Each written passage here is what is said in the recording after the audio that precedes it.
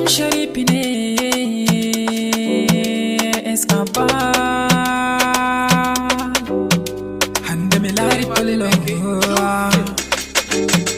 Hande Melari Pullo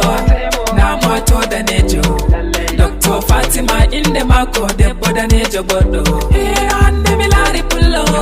Na mato da nejo Dr. Fatima inde mako debbo da nejo boddo Assalamu alaikum Fatima debbo da nejo boddo Hande Melari maɗa mi yiɗi mi wartira ma giɗaɗo to yarda namle Fatima Pullo da nejo boddo nastunu yam haɓernde maɗa a maɓɓata hollo goɗɗo Fatimi ɗon yiɗi ma mi andi an fu aɗon yiɗi am nyande a notini yam yiide ma ayyey wamarde mi shirya fiyoɓe mbaggu banni se wamarde kakak didi kakaka didi kakak didi kakaka didi dik didi kakaka didi kakaka didi kakaka didi didi kakaka didi kakaka didi kakaka didi ayye didi kakaka didi kakaka didi kakaka didi ayya kam dalila seyo hande seyo Hande Melari Pullo na mato da nejo Dr. Fatima inde mako debbo da nejo boddo Hande Melari Pullo na mato da nejo Dr. Fatima inde mako debbo da nejo boddo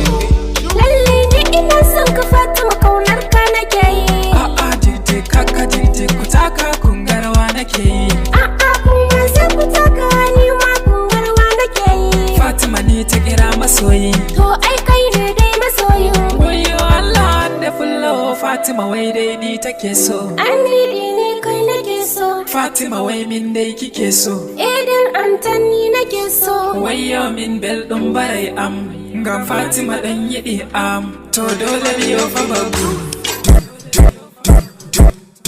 kakak didi kakaka didi kakak didi kakaka didi dik didi kakaka didi kakaka didi kakaka didi didi kakaka didi kakaka didi kakaka didi ayye didi kakaka didi kakaka didi kakaka didi ayya Hande Melari Pullo na mato da nejo Dr. Fatima inde mako debbo da nejo boddo Hande Melari Pullo na mato da nejo Dr. Fatima inde mako debbo da nejo boddo Hande Melari Pullo na mato da nejo Dr. Fatima inde mako debbo da nejo boddo Hande Melari Pullo na mato da nejo Dr. Fatima inde mako debbo da nejo boddo